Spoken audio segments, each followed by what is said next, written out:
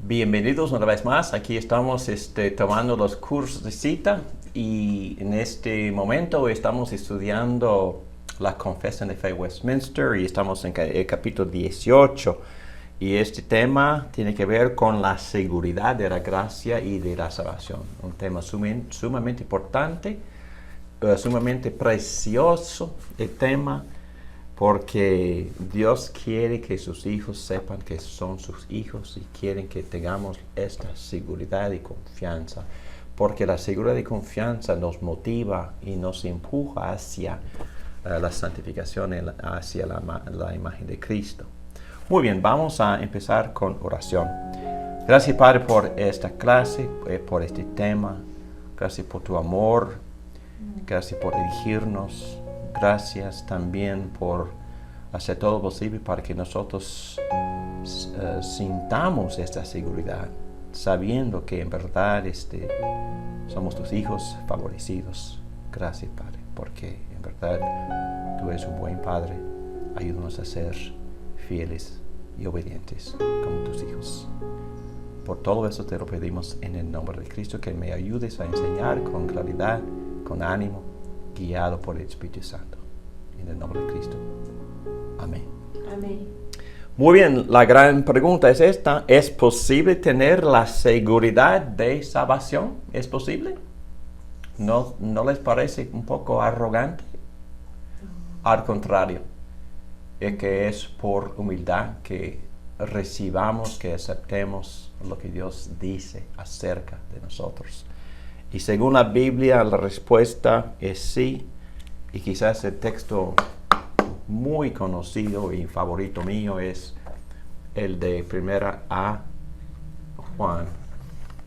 de Juan, capítulo 5, versículo 13, que dice: estas cosas les he escrito a ustedes que creen en el nombre del Hijo de Dios, para que sepan que tienen la vida eterna. Esta palabra sepan viene de una combinación de ideas en griego que quiere decir para que sepan con certidumbre, con toda certeza, que sepan que son los hijos de Dios y que tienen la vida eterna.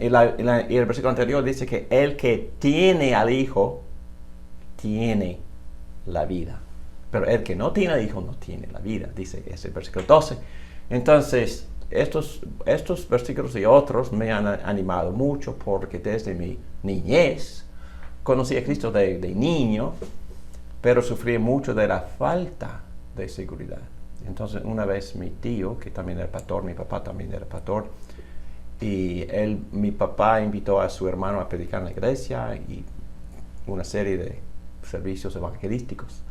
Y siempre en aquel entonces, cuando escuchaba un sermón evangelístico, es que me sentí la necesidad de responder para que Dios me dé la salvación. Entonces fui a hablar con mi tío y me dijo: David, tu problema no es que no tienes la salvación, tu problema es que no tienes la seguridad. Entonces él empezó a enseñarme acerca de la enseñanza bíblica, acerca de la seguridad. Y desde entonces, no sé por qué, pero cuando preparé mi primer sermón, en nuestro sistema, para ser ordenados hay como 9 exámenes. Y uno de los exámenes es predicar un sermón ante el presbiterio. Y yo preparé un sermón sobre la seguridad. Y en Hebreos 6, vamos a volver a leer las ideas bellas de Hebreos 6, donde Dios hace promesa, pero más que prometer, Él jura a su promesa con su sangre. Entonces, y dice el autor de Hebreos, para que tengamos por medio de 2 cosas que son imposibles para cambiar: la promesa y el juramento, para que el creyente tenga plena seguridad y sea animado. Entonces, qué precioso, ¿no? Que Dios ha hecho todo posible, no solo por prometer, pero también por jurar. Y vamos a examinar en qué sentido juró Dios. Según a Pedro 1:10 dice así que, hermanos, sean cada vez más diligentes para hacer firme su llamado y elección de parte de Dios. Entonces aquí está un mandato, ¿verdad? Que nosotros hagamos firme nuestro llamado y la elección de parte de Dios, porque mientras hagan esas cosas, nunca caerán. Entonces, la seguridad no solo es una enseñanza, también es un medio de la gracia. Entonces, es un medio que Dios usa para avanzarnos en la fe, porque si en verdad tengo seguridad de mi fe, seguridad de mi salvación, eso me motiva mucho, entonces produce en mí amor para Dios, produce en mí de querer para obedecer a Dios, y también me da poder para seguir creciendo, obedeciendo. Entonces no solo es una belleza, doctrina, un beneficio hermoso, pero también es un medio que Dios usa para avanzarnos, para lanzarnos hacia la madurez en Cristo. Dios no nos hubiera ordenado o no nos hubiera mandado que fuéramos más diligentes para ser firmes en nuestro llamado y elección de parte de Dios si no fuera posible lograrlo. Sí es posible lograr. Y algunos luchan por meses, por años para tenerla. No es decir que no sean salvados, pero están luchando para tener la seguridad. Como yo luchaba mucho para tener la seguridad. Y para ser honesto, a veces, no sé, la seguridad puede irse. Sí, puede. La salvación no, pero la seguridad sí. Por varias razones, ¿no? Quizás por una duda intelectual. Estuve hablando con una persona y no pude contestar sus dudas. O quizás muchas personas pierden confianza en Dios y pierden la seguridad de su propia salvación por lo que sufren. Porque sufren terriblemente. Entonces, ¿dónde está Dios? Entonces, quizás no soy de Él. Porque si es que Dios me ama, entonces, ¿por qué me trata así? Aún yo he escuchado a ancianos en la iglesia hablar así. Y bueno, la tentación o caer en pecado, también uno puede perder la seguridad por estar en pecado, y eso es obvio. Pero entonces muchas razones intelectuales, emocionales y de experiencias cotidianas también nos puede quitar la seguridad. Entonces hay que luchar, hay que seguir adelante, como Pedro dice, ser diligentes para ser firme nuestro llamado. Sin duda, el Padre Celestial quiere que sus hijos sepan quiénes son sus hijos. En este capítulo vamos a considerar estas cosas. La posibilidad de una seguridad falsa, y ya hemos hablado de eso, y una verdadera. Muy bien. La fundación de la seguridad verdadera, ¿en qué se basa? ¿En qué es basada? 3. La unidad de las evidencias para la seguridad. Y voy a presentar 3 evidencias para la seguridad.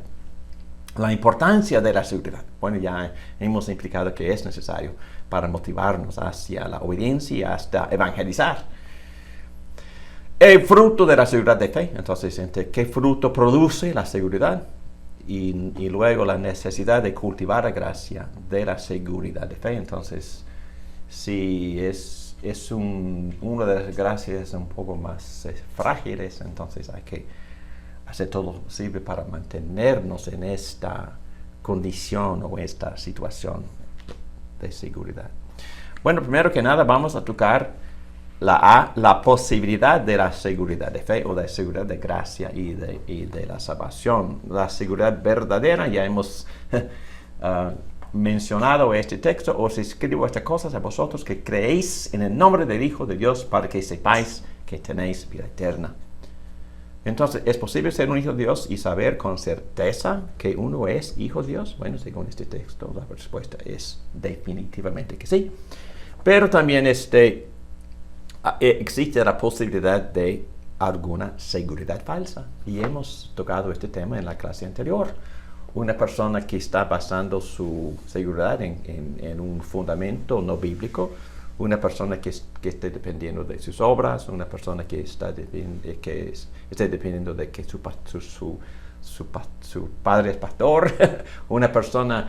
Yo estuve testificando a Cristo sentado en una gasolinera escribiendo un sermón.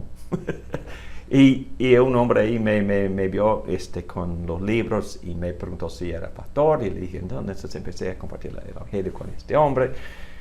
Y le pregunté si tenía la seguridad de salvación y me dijo, bueno, es un tío, es profesor en una escuela cristiana y tengo otra hermana que discipula a otras damas y bueno, otro pariente, primo es pastor. Estaba hablando de esas cosas. Y me dijeron, si ellos lo tienen, entonces yo estoy seguro que yo sí. Entonces basando su confianza en las vidas de otras personas. Qué raro, ¿no? Pero así piensa mucha gente. Mis parientes sí, son creyentes y bueno, estamos en la familia, estoy en la familia, bueno, estoy seguro. No. Entonces Jesús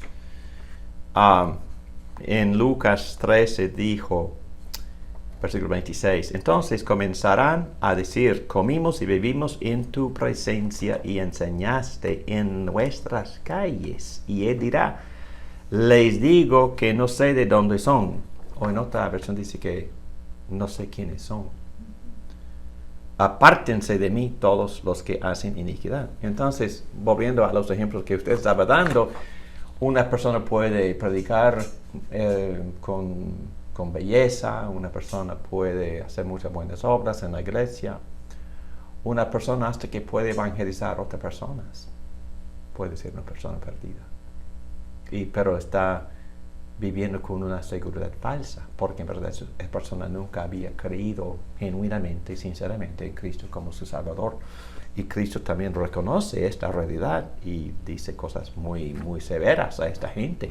Hasta ustedes han hecho milagros, cosas milagrosas y han profetizado, pero no los conozco. ¿Quiénes son? ¿De dónde son ustedes? ¡Wow! ¡Qué feo!, ¿no? En Lucas 18, bueno, este gran ejemplo del fariseo y del hombre pobre, recaudador de los impuestos. Dos hombres subieron al templo a orar. Uno era fariseo y el otro recaudador de impuestos.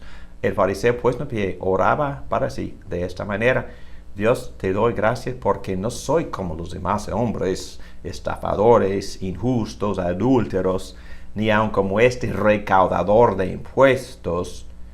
Yo ayuno 2 veces por semana y doy el diezmo de todo lo que gano. Pero el recaudador de impuestos, de pie y a cierta distancia, no quería ni siquiera alzar los ojos al cielo, sino que se golpeaba el pecho diciendo: Dios, ten piedad de mí, pecador. Y el siguiente versículo dice que este hombre regresó a casa justificado y no al otro. Entonces, ¿qué problema tenía el fariseo? ¿En qué confiaba? En sí mismo y en sí mismo, en sus obras y quizás en su propia posición. Entonces, causas para la confianza o la seguridad falsa. Bueno, doctrina falsa. La persona puede estar confiando en sus buenas obras, puede estar confiando en las herejías de una secta falsa, así como la de los mormones, y muchos de los testigos de Jehová, porque niegan la divinidad de Jesucristo. Y es imposible que nos salve Dios sin que Cristo fuera divino, imposible. Entonces, doctrinas falsas, están confiando en esas doctrinas falsas. Pero de verdad, una persona puede profesar con palabras correctas, pero en verdad no ama a Cristo y no ha conocido a Cristo. Y la B dice, los labios profesan una fe ortodoxa, pero el corazón de verdad no ama a Cristo. Entonces, número 3, la duda falsa. Y yo creo que esta área es muy importante porque muchos cristianos, que son cristianos verdaderos, que tienen conciencia muy débil, muy frágil, muy sensible, a veces viven con dudas, viven con temores. Y yo también uno. Sí. Yo puedo ser uno de esos. Por eso son sumamente preciosas estas doctrinas. Y me encanta este versículo: en cualquier cosa en que nuestro corazón nos condene, porque Dios es mayor que nuestro corazón y Él sabe todas las cosas. Entonces, mi seguridad ni depende en mi condición emocional, ni depende en mi sentir de ser aceptado. porque la aceptación de Dios es una cosa objetiva, basada en verdades objetivas, como ya hemos mencionado, la elección, la obra salvadora, redentora de Cristo en la cruz, la vida de obediencia perfecta de Jesucristo, la resurrección de Jesucristo. Mi salvación depende 100% en otra persona, en lo que Dios ha prometido, si yo creyera en Cristo, quien obedeció por mí, quien murió por mí, quien resucitó por mí, quien ascendió por mí y quien intercede por mí. ¿Estoy bien? Entonces depende de una verdad objetiva. Y algunas personas me han dicho en voz alta, David, no digas eso. No, por favor, no le digas a la gente eso, porque van a vivir en pecado, van a vivir así descuidadosamente. Al contrario, si en verdad estoy bien convencido en lo más profundo de mi corazón de que Dios me ama, eso no me conduce a una vida de pecado, eso me conduce a una vida de amor y de obediencia. Es lo que me motiva. Es más, si no estoy viviendo convencido en el amor de mi Padre Celestial como su Hijo, es imposible que lo ame. Oh, tengo que hacer muchas cosas para que Dios me ame. Oh, no. Miedo. Tengo miedo, entonces tengo que hacer estos rituales religiosos para que Dios me perdone. No, y si he vivido en pecado y estoy sufriendo consecuencias, es que Dios me aborrece. O estoy viviendo con muchísima bendición, voy a aplaudirme, felicitarme. ¡Ay, que he vivido bueno! Por eso Dios me bendice. Esas mentiras. Entonces, pero si estoy convencido como pecador que mi Dios ha hecho todo posible para redimirme, para salvarme, para perdonarme, para aceptarme, para adoptarme, para favorecerme, eso me motiva hacia la conformidad de Jesucristo, su Hijo. ¿Cuál es mi objetivo de vida, mi propósito? Entonces, es más, la seguridad me motiva en vez de desanimarme y conducirme a vivir en pecado. Y primera de Juan 4:18, en el amor no hay temor. Oh, si Dios me ama, entonces ¿por qué le temo? Bueno, hay que entender esta palabra en su contexto, porque la misma palabra en griego, fobia, puede ser temor para la condenación o puede ser una reverencia apropiada. Pero en este caso, Juan está hablando de un temor de ser perdido. Y puse aquí otro texto, no voy a leerlo, Zacarías 3, pero les animo a que lean Zacarías capítulo 3, porque ahí está un gran ejemplo de Jesucristo proféticamente intercediendo por Josué. Número 4, la duda verdadera. Si hay personas que creen que están perdidas y son perdidas, están perdidas. Estas personas conocen el Evangelio, lo conocen en parte, pero que tienen hostilidad en sus corazones contra Cristo y contra el Evangelio. Algunos han dicho, iré al infierno, pero tendré mucha compañía. Y tienen una duda verdadera. Entonces, no creen que tienen la salvación y en verdad no la tienen. Entonces, tienen una duda verdadera. Entonces, la fundación de la seguridad de fe, muchas de esas cosas son las mismas de la perseverancia, pero no importa, vamos a enfocar en estas. Las promesas de Dios a Cristo en el pacto de redención. Ok, para que me entiendan, nosotros en esta rama de teología creemos en lo que se llama el pacto de gracia. Ok, pero el pacto de gracia tiene varios componentes y quizás por lo menos 3 esferas. Dios hizo un pacto primeramente con ¿quién? mucho antes. Ellos tres. Sí, Dios le había prometido a Cristo darle a un pueblo, darle a los elegidos. Y en Juan 17 se enseña eso con claridad. En Juan 6 y 10, vamos a leer algunos de estos textos, eso se enseña con claridad, que Dios le había prometido a Cristo un premio, un galardón por su sacrificio. ¿Y qué era su galardón? Galardón. ¿Qué es? Premio, pero ¿qué es el premio de Jesucristo por sacrificarse? Su iglesia. Y entonces la primera promesa en términos de pacto fue hecha al Hijo Jesucristo. Y hasta le prometió en Hebreos un cuerpo para que pudiera cumplir con su misión, ¿verdad? De redimirnos. Y vamos a leer algunos textos donde Cristo dice con gratitud a su Padre por darle a Él mismo, a sus ovejas. Y entonces, mi seguro de fe, en primer lugar, depende en la promesa de redención, en la promesa que Dios le hizo a Jesucristo. Juan 6, Jesús les respondió: en verdad les digo que me buscan no porque hayan visto señales, sino porque han comido de los panes y se han saciado. Todo lo que el Padre me da, asumiendo que el Padre le había dado, vendrá a mí. ¿Quiénes van a ir a Cristo? Los que el Padre me ha dado. Y al que viene a mí, de ningún modo lo echaré fuera. Yo añadí esa parte.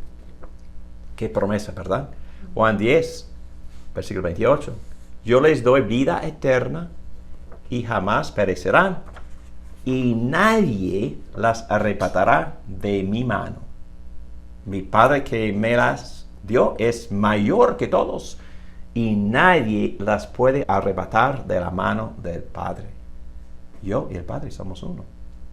Es imposible que alguien me arranque, me quite de la mano de Jesucristo. Desde la eternidad Dios prometió entregar a Cristo a sus elegidos y aseguró que nada ni nadie pudiera separarlos de Él. Qué promesa, ¿verdad? La promesa a los creyentes en el pacto de gracia. Sí, en segundo pacto, segunda categoría, pacto hecho a Adán, pacto de obediencia. Entonces Dios le prometió vida si obedecía, y le prometió muerte si no obedecía. Desobedeció, incurrió la muerte, y ese pecado de muerte fue extendida a toda su descendencia. Entonces Dios envió a otro, se llama Jesucristo, el segundo Adán, el último Adán, y por medio de su obediencia y vida, nosotros recibiremos por unión con Él vida. Entonces eso se llama, esa tercera parte se llama el pacto de gracia, pacto de obediencia con Adán, y pacto de gracia con Cristo, pero también se aplica el pacto de obediencia, porque ese pacto todavía se aplica y tengo que ser parte de esta obediencia, pero por eso tengo que unirme con el segundo Adán. Y el segundo Adán obedeció por mí. Entonces, por medio de mi unión con el segundo Adán, por fe, Dios me da la obediencia y la vida del segundo y último Adán. Entonces, ahora las promesas a los creyentes en el pacto, Dios nos promete a nosotros vida eterna, perdón de los pecados y el don de justicia si nosotros creemos en Cristo, en el pacto de gracia. Hebreos 6, y aquí vemos dos cosas. Cuando Dios hizo la promesa, ¿de qué había prometido Dios a Abraham? Descendencia. ¿Qué más? ¿Y quién es esa descendencia? Cristo. En Gálatas 3:16, Pablo argumenta, esta simiente fue singular, no plural, Exacto. se refería a Cristo. Entonces, sí, Isaac fue el enganche, ¿verdad? El depósito. Y su tendencia estaba esperando a que viniera la simiente verdadera, que es Cristo Jesús. Entonces, ¿qué más le había prometido? Hijos o hijos. Hijos. Como la cantidad de estrellas. Sí, muchos hijos. Su iglesia. Y en este caso entendemos, sí, biológicos, pero más que nada hijos espirituales, por creer en la misma promesa. Pablo hace este argumento en Romanos 3 y 4. La promesa es por la fe. La promesa es recibida por la fe en la simiente. Y en la promesa para dar la simiente, quien es Cristo. Muy bien. Y recibimos también los demás beneficios, perdón, y un cubierto de la justicia o de la rectitud de Jesucristo. Entonces, había otra cosa que Dios le había prometido. Y quizás Tierra. la tierra, otro enganche, porque ahora se refiere al cosmos. Recibimos el cosmos, recibimos el reino eterno. Y el autor de los Hebreos argumenta que Abraham entendía esto. Ok. Pero Pablo argumenta también y Pedro también en su primer sermón, y Lucas en la última parte de su evangelio, argumenta acerca de lo prometido. Y les dijo Jesús a sus discípulos después de su resurrección que se quedaran en Jerusalén hasta recibir lo prometido. ¿Y qué fue eso? Espíritu Santo. Espíritu Santo.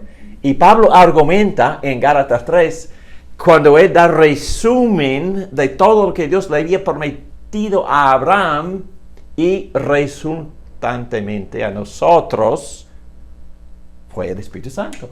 Entonces, eso también es implícito en lo que Dios le había prometido a Abraham en Génesis, cuando Dios le prometió ser su Dios personal.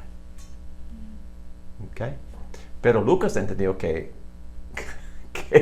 Dios estaba diciendo a Abraham, Espíritu Santo. También cuando Lucas escribió Hechos capítulo 1, entendió que Dios había prometido al Espíritu Santo. Y cuando Pedro predicó su primer sermón en capítulo 2, dijo que hay que creer, bautizarse en el nombre de Cristo para recibir ¿qué? El perdón de los pecados y el Espíritu Santo. Entonces, Jesús, Pedro y Pablo entendieron que Dios le había prometido a Abraham el Espíritu Santo. Y entonces lo que tenemos en el libro de Hechos es la gloria de poder, por haber recibido el perdón de los pecados y también el don del Espíritu Santo, que implica que Dios está con nosotros, que mora en nosotros, que tenemos intimidad con Dios y tenemos poder para vivir la vida cristiana y para avanzar el reino. Entonces, todas estas cosas Dios le había prometido a Abraham y también consecuentemente a nosotros por medio de la misma fe en la misma promesa que implicaba la simiente de Cristo que muriera por nosotros y también el don del Espíritu Santo para los que creen en Cristo. Todo esto fue prometido. Y no pudiendo jurar por uno mayor, ok, ahí tocamos el juramento. Dios juró por él mismo. ¿Cómo? Entonces, ¿cómo juró Dios? Sí, no tengo tiempo para hacer esto porque tocamos todo esto en el curso sobre el pacto.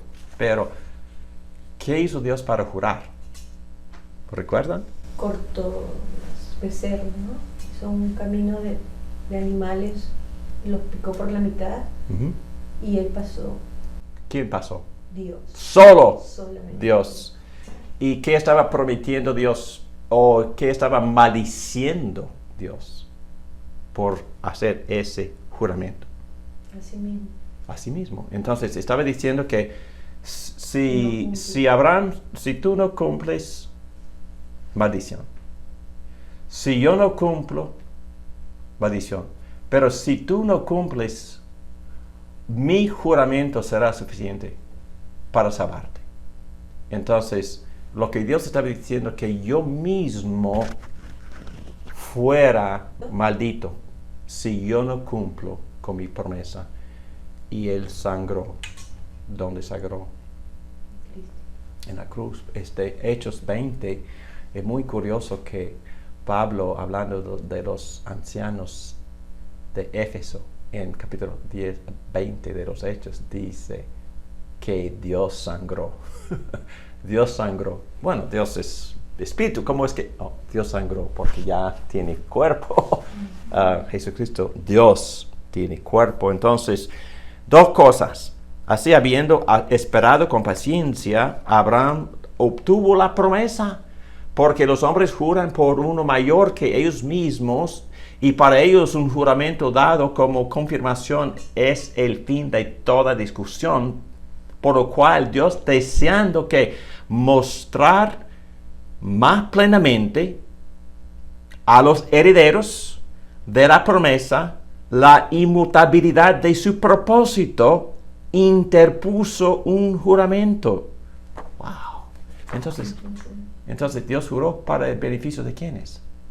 De nosotros, para que nosotros entendiéramos que Dios está tomando en serio su promesa. Hasta juró a su promesa. A fin de que por dos cosas inmutables, ¿qué son las dos cosas? Promesa y juramento, en las cuales es imposible que Dios mienta, los que hemos buscado refugio seamos grandemente animados para asirnos de la esperanza puesta delante de nosotros. Wow. Entonces, Dios nos dio promesa y juramento, ¿para qué? Para que tengamos seguridad. Para que tengamos seguridad. Wow. Eso me anima mucho. Yo prediqué sobre este texto en mi sermón de ordenación. Sí, porque estaba tan feliz por al fin entender en qué es basada mi seguridad. En la promesa y el juramento. Dios sangrando para garantizar el cumplimiento de su promesa. Dios había prometido a Abraham darle el Espíritu Santo y todos los beneficios de Cristo si creyera en las promesas. Y les animo a que estudien de nuevo Génesis 15, versículos 9 a 15. En Génesis 15, Dios juró por sí mismo porque no había nadie más grande que Él por quien jurar. Al jurar por sí mismo, Dios garantizó que cumpliría la promesa a Abraham sin cambiarla, aun cuando nosotros no cumpliéramos con nuestras obligaciones del pacto. Lo cual sucedió, no cumplimos. Abraham no cumplió, nosotros no cumplimos. Y Dios pagó con su sangre para salvarnos y cumplir sus promesas. Es decir, en palabras sencillas, Cristo hizo dos cosas. Obedeció por nosotros y también sangró por nosotros. Obedeció, y ¿qué recibimos de su obediencia? La justificación, el don de la justicia de Cristo. ¿Qué recibimos de su muerte? De derramar de su sangre, el perdón de los pecados. Entonces Dios hizo todo lo posible para salvarnos y para darnos la seguridad de fe. El autor de Hebreos dice que la promesa y el juramento fueron hechas para que nosotros tuviéramos esperanza y ser grandemente animados. Yo no sé qué más pudo haber hecho Dios para que tengamos la seguridad de fe. Wow. El argumento de Pablo en Romanos 8, ¿recuerdan la promesa? Si Dios no escatimó para entregarnos a su propio Hijo, no seguirá dándonos todo lo demás. Si nos ha dado a su propio Hijo, a Cristo, en sacrificio, entonces no nos daría todo lo demás. Es más o menos lo que Pablo dice en Romanos 8. Entonces el don sobresaliente, el don más grande fue entregar a su propio Hijo. Entonces eso es prueba de que nos ama y que nos garantiza una relación permanente con Él. Así como el apóstol Juan dice, resumiendo la promesa en Juan 1:12, pero a todos los que lo recibieron a Cristo, les dio el derecho de llegar a ser hijos de Dios, es decir, a los que creen en su nombre. Y también Juan 3:16, ¿no? Porque de tal manera Dios amó al mundo que ha dado a su Hijo primogénito para que todo el que cree y no se pierda, mas tenga vida eterna. Porque Dios no envió a su Hijo al mundo para condenar al mundo, sino para que el mundo sea salvo por él. Pero también en 1 Juan 5:12, el que tiene al Hijo, tiene la vida. Muy bien. Entonces, sí hay evidencias, ¿verdad? Y yo empecé con la primera evidencia. La primera evidencia es la promesa. Y todo sale de la promesa. Y para mí, la promesa es todo. La promesa es el juramento. Y si estoy viviendo en pecado, tengo que volver a la promesa. Si no, no me voy a arrepentir. No voy a tener ni la confianza para poder. Ni voy a tener la confianza. Si no puedo volver a mi Dios y a su escondite para ser refugiado, no voy a arrepentirme. Tengo que sentirme seguro. ¿Me va a aceptar? Quizás no. Entonces, la promesa. Entonces hay que volver a la promesa para hallar refugio en Dios y aceptar su perdón. Y eso es lo que me motiva mucho en mi arrepentimiento y en seguir. No estoy hablando de cosas teológicas, estoy hablando de mi propia experiencia, por favor. Okay. Eso es. Por eso me gusta Salmo 32, porque en este salmo donde David está celebrando el gran don de perdón, él dice, creo que es en versículo 7, que la razón, no dice tan claramente que lo estoy diciendo, pero él menciona que Dios es su escondite. Aún en el medio de hablar de todo lo que él había sufrido como consecuencias de su pecado y no arrepentirse de su pecado, sentía una alma totalmente destruida y desanimada. Pero dice, encontré escondite en Dios, refugio en Dios. Y eso también lo animó, en mi opinión, lo animó a seguir arrepintiéndose y siguiendo a su Jehová.